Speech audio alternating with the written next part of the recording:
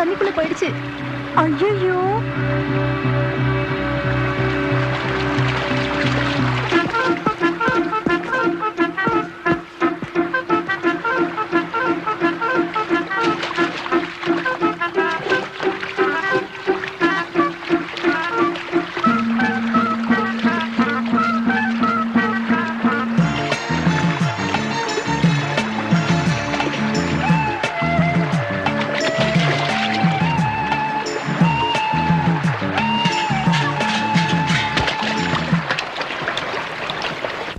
இத பார் கருப்சாமி, சொல்லுங்க. நம்ம என்னதான் உழைச்சு பாடுபட்டாலும் ஒன்னும் நடக்காது. எல்லாம் நேர காலம் வரும்போதுதான்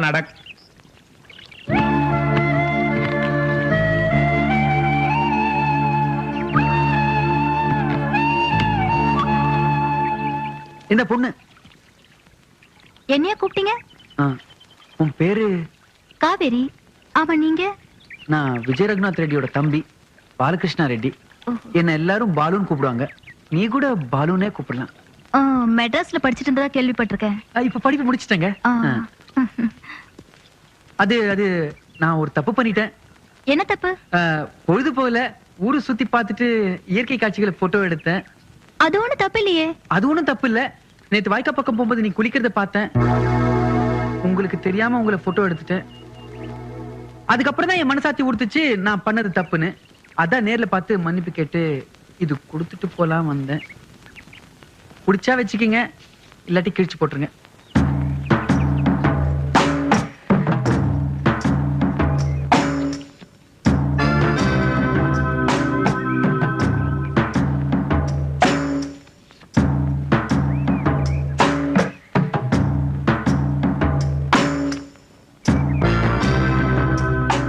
ஏயா, ஒரு படிச்சாலும் செய்யற காரியமா இது?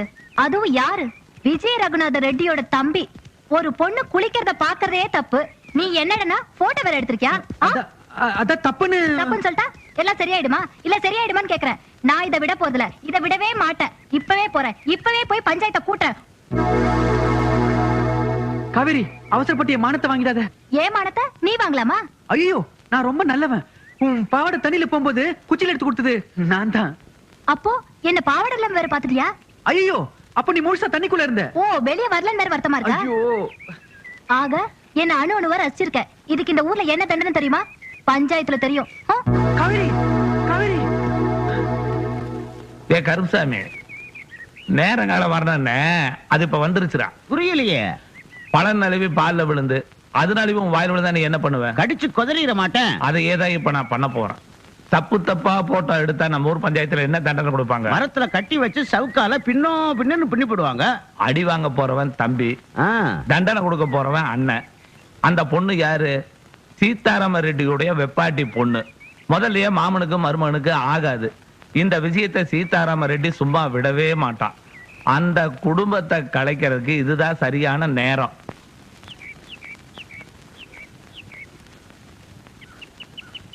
பெருசு, பஞ்சாயத்துல போய் கலந்துருவோமா? இருடா, இங்கிருந்தே வேடிக்கை பார்க்கலாம். பொண்ணு இருக்கா? சீதாராம் ரெட்டியை காணாமே. பொருடா, வருவான்டா. பஞ்சாயத்து தொடங்கிருச்சு.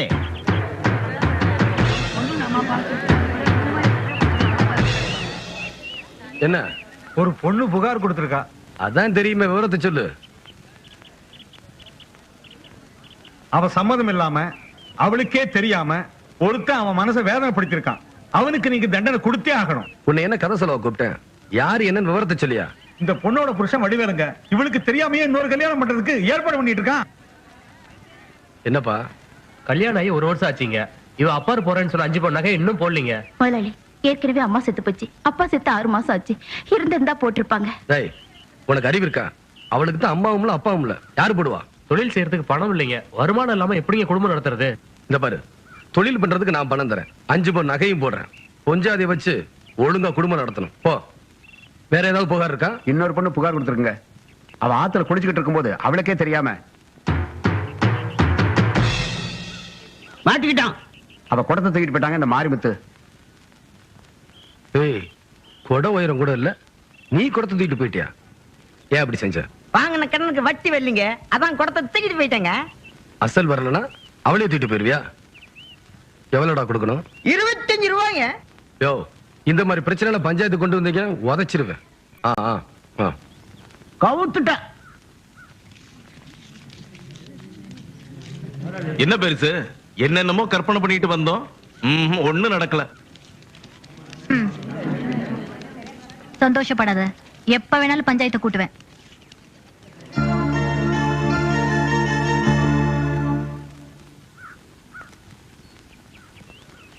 இந்தாவா காவேரி நெல்லு. என்ன? அண்ணன் உங்க அப்பாவை அவமானப்படுத்தினான், தம்பி உன்னை அசிங்கமா போட்டோ எடுத்தான். நீ பொங்கி எழுந்து போகமாமா வெடிக்க போறேன்னா பொறுமையா போயிட்டு இருக்கிறிய. இப்ப என்ன பண்ணணும்ங்கறீங்க? அந்த போட்டோவை எல்லாம் என்கிட்ட கொடு, பஞ்சாயத்தை நான் கூட்டுறேன், நீதி விசாரணை நடத்துறேன். நான் ஒண்ணு விவரம் தெரியாதோ இல்ல, அந்த ஆளுக்கு பஞ்சாயத்துல தண்டனை வாங்கி தர மாட்டேன், நானே தண்டனை கொடுப்பேன். என்ன பெருசு இப்படி சொல்லிட்டு போற?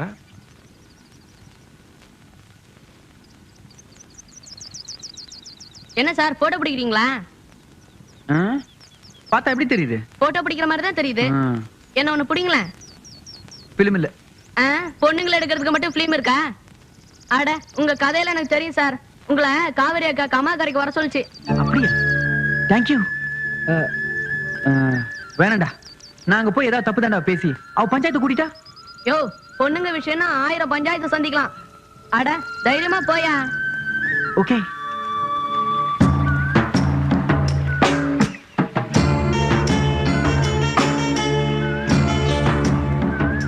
எவ்வளவு நேரம் காத்துட்டு இருக்குது? வரேன் இரு. இது பாரு, நான் மெட்ராஸ் படிக்கிறப்ப கூட எந்த பொண்ணையும் சைட் அடிச்சதே இல்ல. நீ வேணா அங்க வந்து கேட்டு பாரு. ஆமா, அத்தனை பொண்ணு குளிக்கும் போது என்ன மட்டும் ஏன் எடுத்த? காவேரி, உண்மையை சொல்லிடுறேன். எனக்கு உன்னை ரொம்ப பிடிச்சிருந்தது, அதான் எடுத்தேன். சரி, உன்னை பார்த்தா பாவமா இருக்கு, தண்டனையை நானே கொடுத்துறேன். இங்க வா. என் கண்ணு எப்படி இருக்கு? ஆப்பிள் மாதிரி இருக்கு. அதுல ஒரு முத்தம் கொடு. என்னது தண்டனை சொல்லிட்டு தார்மார் ஏதோ சொல்லிட்டு இருக்க? அதான் என் தண்டனை. என்னைய எப்படி யோசிக்கிற? அவன் மொத்தமா கொடுக்கணும் அலைஞ்சிட்டு இருக்கிற. முத்தமா பஞ்சாயத்தா?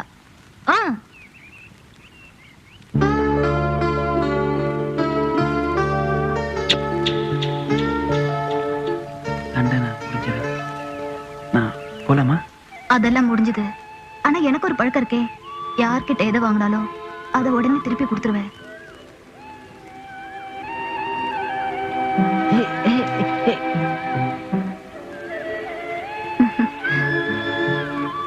என்ன மாமா, நிஜமாவே பயந்துட்டீங்களா? எந்த பொண்ணும் தான் மனசார விரும்புற ஒருத்தரை அவமானப்படுத்தவே மாட்டா. காவேரி, நீ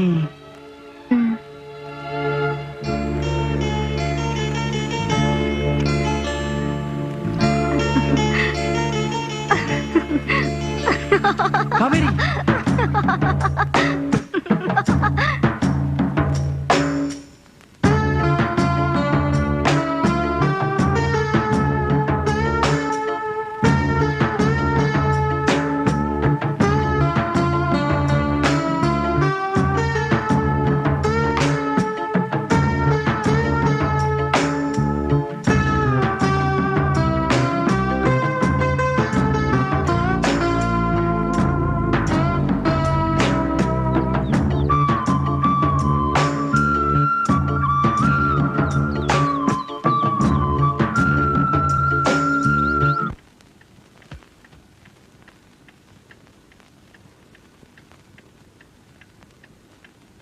என்னடா ரொம்ப நேரமா யோசனையில இருக்க? ஒண்ணுமில்லமா, பாலுவோட கல்யாணத்தை பத்தி யோசனை பண்ணிக்கிட்டே இருக்கேன். நீங்களே ஒரு நல்ல பொண்ணா பாருங்களேன். பாத்துக்கிட்டு தான் இருக்கம்பா. ஆனா அழகு இருந்தா படிப்பு இல்ல, படிப்பு இருந்தா அழகு இல்ல. அழகு முக்கியம் இல்லம்மா, குணம் தான் முக்கியம். நான் என்ன அழக பார்த்தா கல்யாணம் பண்ணிக்கிட்டேன்? எனக்கு என்ன குறைச்ச? உனக்கு என்ன குறைச்சல்னு எனக்கு தான் தெரியும். என்ன தெரியும்? அம்மா இருக்காங்க, உன்னை அப்புறம் வச்சுக்கிறேன். நீங்க பாருங்கம்மா. அண்ணே, எனக்கு வேலை கிடைச்சிச்சுனே, உடனே சேர சொல்லி ஆர்டர் வந்திருக்கு. டேய், உன்னை யாரா வேலைக்கு போச்சனா? இந்த பாரு, நீ வேலை பார்த்து சம்பளம் வாங்கி குடும்பம் நடத்துற நிலைமையில நாம இருக்கிறோம். நீ படிச்ச படிப்புக்கு ஏதாவது தொழில் பண்ணு, நம்ம கிராமமும் விருத்தியாகும், உன் பேரு வளரும். அனுபவம் இல்லாம தொழில் ஆரம்பிச்சா அது நிர்வாகம் பண்றது ரொம்ப கஷ்டம்னு. அது மட்டும் இல்ல, அதுல எல்லாம் எனக்கு இன்ட்ரெஸ்டே இல்ல. சரி, என்ன வேலை? டெல்லி மோடி எலக்ட்ரானிக்ஸ் கம்பெனில சீனியர் இன்ஜினியர். எனக்கு அதெல்லாம் ஒண்ணும் புரியல. உனக்கு எதாவது புரிஞ்சது? உனக்கு எதாவது புரிஞ்சது? அவ்வளவு தூரம் போகணுமா? உனக்கு தெரியாது, சும்மா இருமா. மாசம் 20,000 ரூபாய் சம்பளம், தனி வீடு, காரு, போனு, என் கீழே 1000 பேர் வேலை செய்வாங்க. உலகம் பூரா சுத்தலாம், தெரியுமா? நீங்க உலகம் சுத்தலாங்க. ஆனா அம்மாவும் அண்ணனும் எத்தனை நாள் தான் உங்களை பிரிஞ்சு இருப்பாங்க? இத நாள் வரைக்கும் படிப்பு படிப்புன்னு பட்டணத்திலேயே இருந்துட்டீங்க. ஆமாண்டா, நீ கல்யாணம் பண்ணிக்கிட்டு அண்ணனுக்கு உதவியா கூடவே இரு. நம்ம கிட்ட இல்லாத பணமா காசா? அம்மா, இந்த மாடு மேய்க்கிற வேலை பார்க்கறதுக்காக அண்ணன் இவ்வளவு தூரம் என்ன படிக்க வச்சிருக்காரு.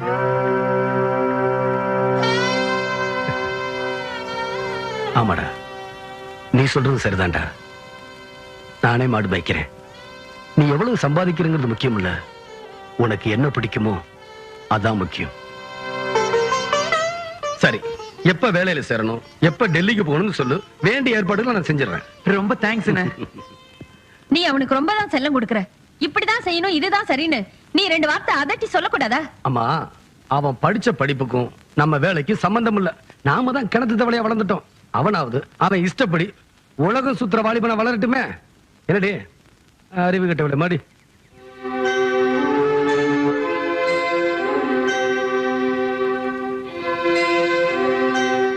ஏய், என்ன உம்முன்னு இருக்க? இங்க உங்களுக்கு என்ன இல்ல? நீங்க எதுக்காக வேலைக்கு போகணும்? நான் வேலைக்கு போறதுக்கு காரணமே நீதான். நானா? ஆமா காவேரி, மாமா, நான் இந்த வேலைக்கு போயிட்டா யாரோட தெய்வம் எனக்கு தேவையில்லை. அண்ணன் தடை விதிச்சா அதை மீறி உன்னை கல்யாணம் பண்ணிக்கிட்டு என்னோட டெல்லி கூட்டிட்டு போயிடுவேன். இத நம்பலாமா மாமா? இன்னுமா என் மேல நம்பிக்கை வரல? நீ நம்பல, வா என்னோட.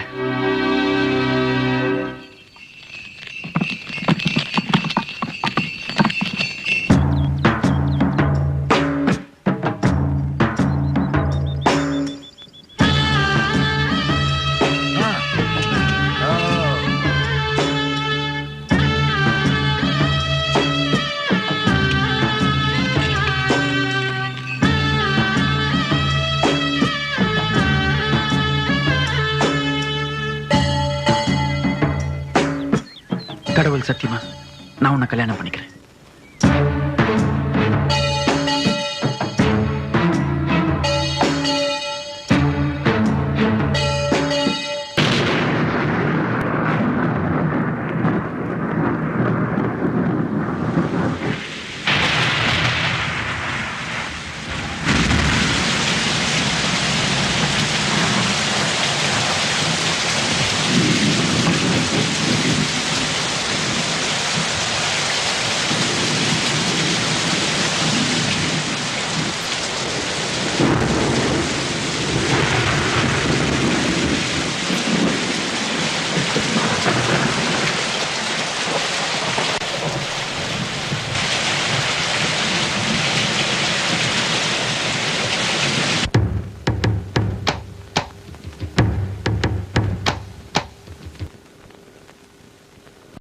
பெரியப்பா, நீங்க நினைக்கிற தப்பு. அண்ணன் வேலைக்கு போக சொல்ல, நானா எடுத்த முடிவு. மாசம் 20,000 ரூபாய் சம்பளம். அது மட்டும் இல்ல பெரியப்பா, வீடு தருவான், கார் தருவான். ஆமா பெரியப்பா. நீ என்ன வீடு வாசல் இல்லாத வெறும்பயலா? நாங்களும் அண்ணன் தம்பி அக்கா தங்கச்சிகளோட பிறந்தவங்க தான். நீ ஒண்ணும் என்ன பெரியப்பா நினைக்க வேண்டாம். இந்த ஊர்ல இருக்கிற சாதாரண மனுஷனா நினைச்சுக்க. உனக்கு எவ்வளவு சொத்து இருக்குன்னு தெரியுமா? இது தெரிஞ்சா வேலைக்கு போயிருப்பானா? அவன் அண்ணன் சொல்லிருக்க மாட்டான். ஏய், தென்னந்தோப்பு மாந்தோப்பு குத்தகையே மாசம் 2 லட்சம் ரூபாய் வருது தெரியுமா உனக்கு? பிச்சைக்கார காசு. 400 ஏக்கர்ல கரும்பு மட்டும் விளையுது. காவிரி நீர் பாசத்துல 200 ஏக்கர் நெல் விளையுது. அது போக கம்பு, கடலை, சோளம், இந்த மாதிரி கணக்கே பார்க்க முடியாத சொத்து. இதெல்லாம் பரம்பரை சொத்து. ஆமா ஆமா, அண்ணன் தம்பிங்க 2 பேரும் சேர்ந்து அனுபவிக்க வேண்டிய சொத்து. நீ சொல்லிட்ட அண்ணனும் தம்பி சேர்ந்து அனுபவிக்க வேண்டிய சொத்துன்னு. அண்ணனே தம்பி சொத்தையும் சேர்த்து அனுபவிக்கிறானே, அனுபவிச்சுட்டு போட்டு. அட, நீயும் உங்க அண்ணனும் ஒரே அப்பனுக்கு தானே பிறந்தீங்க. உங்க அண்ணனுக்கு இந்த ஊருக்குள்ள இருக்கிற மரியாதையில ஒரு கால்வாசி உனக்கு இருக்கா? நல்லா யோசனை பண்ணி பாரு. உங்க அண்ணனை எங்க முதலாளின்னு இந்த ஊரே கொண்டாடுது. அவர் தம்பி நீயே, உன்னை யாராவது சின்ன முதலாளின்னு கூப்பிடுறாங்களா?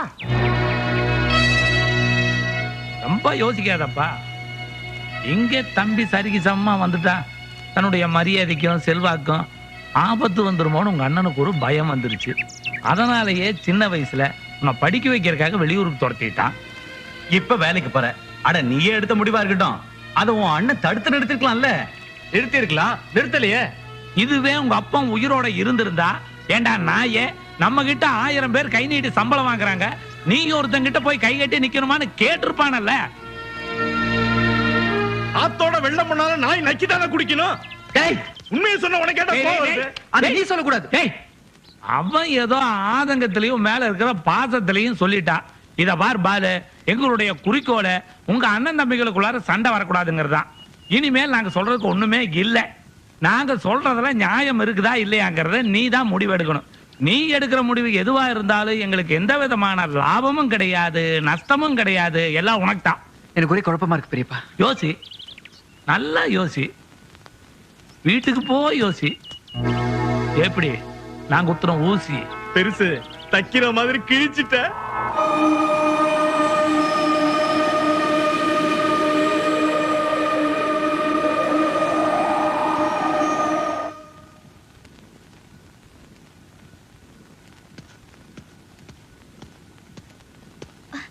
வாங்க. இவ்வளவு நேரம் எங்க போயிருந்தீங்க? உங்களுக்காக உங்க அண்ணன் சாப்பிடாம காத்துட்டு இருக்காரு.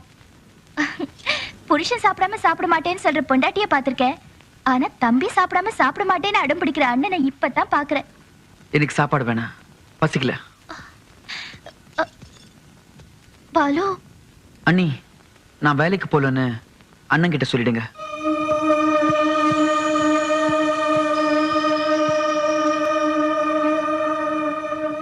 ஏன் போகல?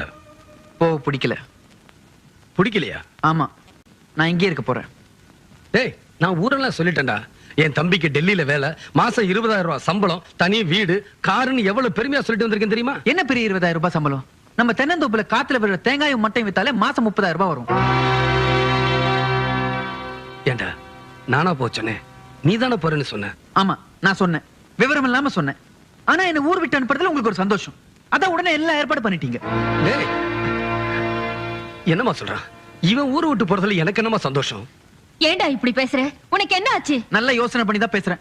அம்மா, நான் சின்ன பையன் தான், விவரம் இல்லாம பேசிட்டேன். இவர் என்ன பண்ணிருக்கணும்? என்ன போவான தடுத்துருக்கலாம்ல. இதுவே அப்பா உயிரோடு இருந்தா, ஏண்டா நாயே, நம்ம கிட்ட 1000 பேர் கை நீட்டு சம்பளம் வாங்கும் போது நீ ஏண்டா மத்தவங்க கிட்ட வேலை செய்யணும்னு கேட்டிருப்பாரா இல்லையா? பாலு, உங்க அண்ணன் உன் மேல எவ்வளவு பாசம் வச்சிருக்காரு. அவரை போய் நீ அவன் இஷ்டப்படியே செய்யட்டும்.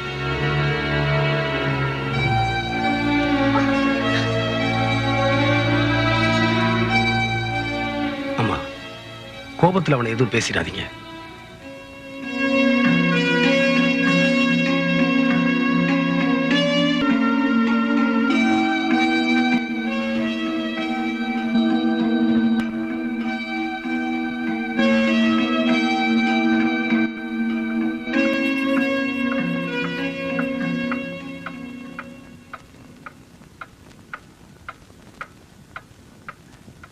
என்னங்க, சாப்பாடு தான் வேண்டான்னு சொல்லிட்டீங்க. இந்த பாலையாவது குடிங்க. எனக்கு ஒண்ணு வேண்டாம், தொந்தரவு பண்ணாத. அவர் தான் ஏதோ குழம்பி போய் பேசுறாருன்னா, சின்ன வயசு தானே. யாரு சின்ன பையன்? அறிவு கிட்டவளே, நினைச்சு பேசுறான். எம்எல்ஏ பழி போடுறான். நான் அவனை வேலைக்கு போச்சேன்னு அவனா போறேங்கிறான், அப்புறம் போக மாட்டேன்னு சொல்றான். ஒண்ணு தனக்கா தெரியணும், இல்ல சொல்றவங்க பேச்சையாவது கேட்கணும். இந்த வயசு அப்படிங்க. முதல்ல அவருக்கு ஒரு கல்யாணத்தை பண்ணி வைங்க, எல்லாம் சரியா போயிடும். அதுக்கு இதுக்கு என்ன சம்பந்தம் இருக்கு? அதனால தான் சொல்றேன். இந்த பார், நான் அவனுக்கு 4 இடத்துல பொண்ணு பார்த்துக்கிட்டு தான் இருக்கேன். ஏன் மனசுக்கு பிடிச்ச மாதிரி ஒரு இடம் அமையல. முதல்ல ஒரு விஷயத்தை புரிஞ்சுக்குங்க. அவருக்கு வரப்போற பொண்டாட்டி அவர் மனசுக்கு பிடிச்சவளா இருக்கணுமா, இல்ல உங்க மனசுக்கு பிடிச்சவளா இருக்கணுமா? அவன் யார் மேலே அதை ஆசைப்படுறானா?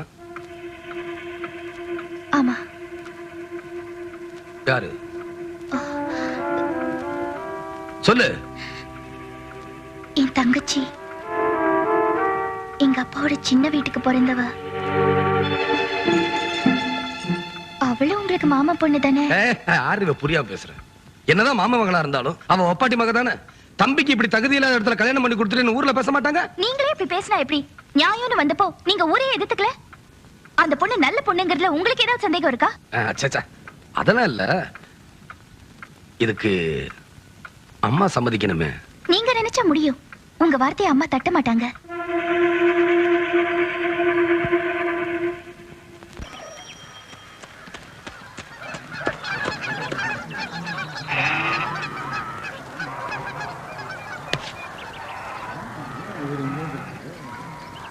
வாங்க, உள்ள வாங்க.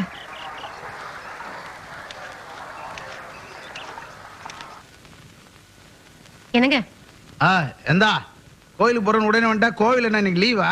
யார் வந்திருக்காங்க பாருங்க. யாரு? உங்க மாப்பிள்ள.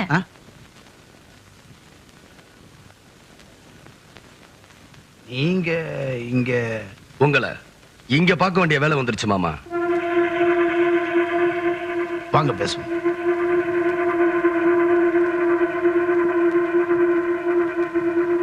உட்காருங்க.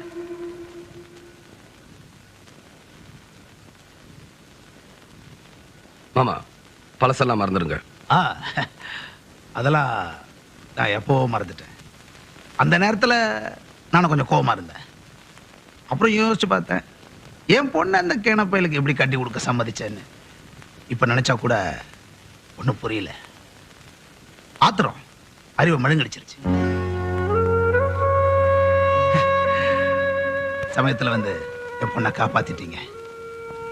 நானே வீட்டுக்கு வரலாம் தான் நினைச்சேன். என் தப்பு. என் மனசை உறுத்திக்கிட்டே இருந்தது. உங்க முகத்தை பார்க்க வெக்கமா இருந்தது.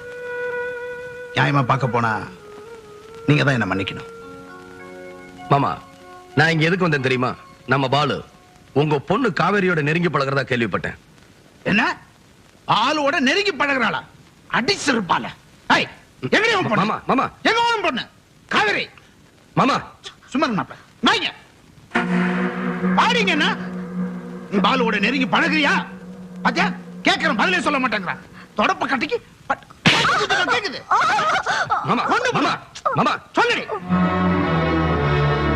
மாமா அவசரப்படாதீங்க. சும்மா இருக்க மாட்டேன். நான் சொல்றத கேளுங்க.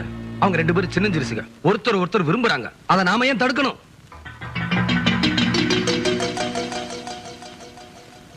பாலுக்கு உங்க பொண்ணை கேட்க தான் வந்த மாமா.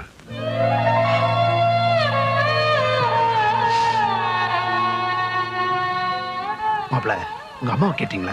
கேட்டேன். கல்யாணி அவதான் சம்பந்தம் பேசிட்டு வர சொன்னா. நல்லா யோசிச்சீங்களா? நம்ம பங்களிங்க எதிர்ப்பாங்க, கௌரவம் போயிடுச்சேன்னு குதிப்பாங்க. கல்யாணத்துக்கு வர மாட்டாங்க. ஏன் கல்யாணத்துக்கு கூட தான் யாருமே வரல, அம்மாவை தவிர. மாப்பிள்ள, எல்லாரும் முன்னாடி நான் உங்களை அவமானப்படுத்தினேன், ஆள் வச்சு அடிக்க ஏற்பாடு பண்ணேன். ஆனா நீங்க என் பொண்ணு கல்யாணம் ஏத்துக்கிட்டு என்ன காப்பாத்துனீங்க, கௌரவப்படுத்தினீங்க. ஏதோ சந்தர்ப்ப வசத்தால இவளை நான் 2ஆம் தரமா கல்யாணம் பண்ணிக்கிட்டேன். அவளை ஆரம்பத்துல ஊர்ஜனங்க ரொம்ப கேவலமா பேசினாங்க. நான் அதை பத்தி எல்லாம் கவலைப்படல. ஏன்னா அவளை கௌரவமா வாழ வைக்க வேண்டிய சக்தி என்கிட்ட இருந்தது. ஆடா, அவளுக்கு பிறந்த காவேரி முறையில்லாம பிறந்த பொண்ணாச்சுன்னு ஏற்கனவே ஊர்ஜனங்க பேசிக்கிட்டு இருக்காங்க. அவளை நம்ம ஜாதியில மறுபடி எப்படி கல்யாணம் பண்ணி வைக்க போறோம்? அவளுடைய எதிர்காலம் ஏதோ தப்பு பண்ணிட்டோமோன்னு நான் பயந்துட்டேன். நீங்க பெருந்தன்மையோட வந்து உங்க தம்பிக்கு என் பொண்ணு கேட்டு இப்போ என்ன காப்பாத்திட்டீங்க. ஐஸ்புரா உங்களுக்கு கடன் பட்டிருக்கேன். நீங்க வசந்துட்டீங்க மாப்பிள்ள, வசந்துட்டீங்க. மாமா நான் வரேன் மாமா.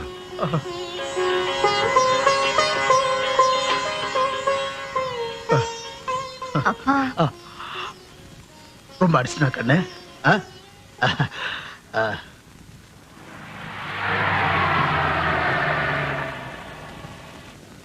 முதலாளி, உங்களை பாக்குறதுக்கு யாரோ மெட்ராஸ்ல இருந்து வந்திருக்காங்க. யாரு? வணக்கம், நான் கிருஷ்ணா ரெட்டி. என் பேர் விஜய ரங்கநாத் ரெட்டி. உங்க தம்பி தானே பாலு? அவனை பார்க்கணுமா? நோ நோ நோ, நான் உங்களை பார்க்க வந்தேன். உட்காருங்க. என்ன விஷயம்? உங்க தம்பி படிச்ச காலேஜ் பிரின்சிபால் என்னோட ஃப்ரெண்டு. எனக்கு ஒரே பொண்ணு, ஒரு நல்ல மாப்பிள்ளைய பாருன்னு அவன்கிட்ட சொன்னேன். அவன் உங்க தம்பியை பத்தி எக்கச்சக்கமா சொன்னான். எனக்கு மெட்ராஸ்ல நிறைய பிசினஸ் இருக்கு, 200 கோடி ரூபாய்க்கு சொத்து இருக்கு. அம்மா காஃபி இருக்கட்டும், நல்ல முடிவை சொல்லுங்க, சாப்பாடே சாப்பிட்டு போறேன். ஐயா, நீங்க எங்களை மதிச்சு வீடு தேடி வந்து கேட்கறதுல ரொம்ப சந்தோஷம். ஆனா என் தம்பிக்கு நேத்து தான் ஒரு இடத்துல நிச்சயம் பண்ணேன். நான் தான் கொஞ்சம் லேட்டா வந்துட்டேன் போல் இருக்கு. சரி, என் பொண்ணுக்கு எங்க எழுதிருக்கோம் அங்கதான் நடக்கும். நான் புறப்பட்டுங்களா? ஐயா, ஒண்ணுமே சாப்பிடாம போறீங்களே? இல்ல, உங்களை பார்த்ததுல எனக்கு ரொம்ப சந்தோஷம். ஒரு அவசர வேலை இருக்கு, வரேங்க. வாங்க. வரேம்மா.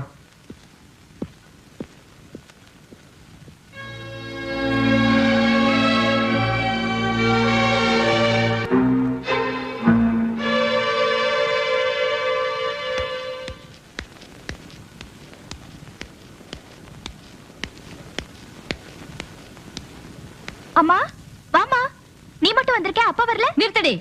எங்க உன் புருஷன்? எங்கடி அவன்? என்னக்கா? ஏண்டா அந்த சிரிக்கு வீட்டுக்கு போய் நம்ம தம்பிக்கு பொண்ணு கேட்டியாமே, இது உனக்கே நல்லா இருக்கா? நானே வந்து உங்ககிட்ட சொல்ல நினைச்சேன், நீயே வந்துட்ட. நான் உங்ககிட்ட கதை கேட்க வரலடா. ஏம்மா, இதெல்லாம் உனக்கு தெரிஞ்சதா நடக்குதா? அந்த சிரிக்கைய மதிச்சு அவ பொண்ணை நம்ம பாலு கட்டி வச்சா ஏன் மதிப்பு என்ன வருது? பார்வதி, அது வந்து இல்ல, அம்மாவும் புள்ளையும் எல்லாருமா சேர்ந்து என்ன அசிங்கப்படுத்திட்டீங்க. அக்கா, நான் சொல்றத கோவப்படாம கேளு. ஏண்டா கேட்கணும்? ஏன் கேட்கணும்? நீங்க செய்யறதெல்லாம் செய்வீங்க, நான் கோவப்படாம கேட்கணுமாக்கும். நீங்க அந்த பொண்ணு கொடுக்கிற மரியாதை எனக்கு கேவலம்னு நீங்க கொஞ்சமாவது யோசிச்சு பாத்தீங்களா? பார்வதி, பாலு அந்த பொண்ணு மேல ஆசைப்பட்டா, இதுல எங்களுக்கு விருப்பம் இல்ல. ஆனா பாலு என்ன பெரிய பாலு, அவனுக்கு என்ன தெரியும்? 4 அறை கொடுத்து அவனை திருத்துறத விட்டுட்டு ஆளுக்கு பேசிட்டு இருக்கீங்களே. அக்கா, பாலு அந்த பொண்ணு நெருங்கி பழகிறத கல்யாணி தான் பாத்துட்டு வந்து என்கிட்ட சொன்னான். இதுல நம்ம விருப்பத்தை விட அவன் விருப்பம் தான் முக்கியம். அப்போ நம்ம மானம் போனாலும் பரவாயில்ல, அவனோட ஆசை நிறைவேறணுமா? ஏண்டி கல்யாணி, இதுக்கெல்லாம் காரணம் நீதானா? குடும்ப ஒத்துமையா இருக்கணும்னா வேற வழி இல்லம்மா. பாலு வளர்ந்த புள்ள, ரொம்ப கண்டிச்சாலும் தப்பாயிடும். அடி போடி, பெருசா புத்தி சொல்ல வந்துட்டா. டே தம்பி, அவ கழுத்துல அவன் தாலி கட்டக்கூடாது. அப்படி நடந்தது உனக்கு அக்கா இல்ல நினைச்சுக்கோ, அப்புறம் இந்த வீட்டு வாசப்படி மிதிக்க மாட்டேன். அக்கா, அக்கா, நான் சொல்றது கேளு.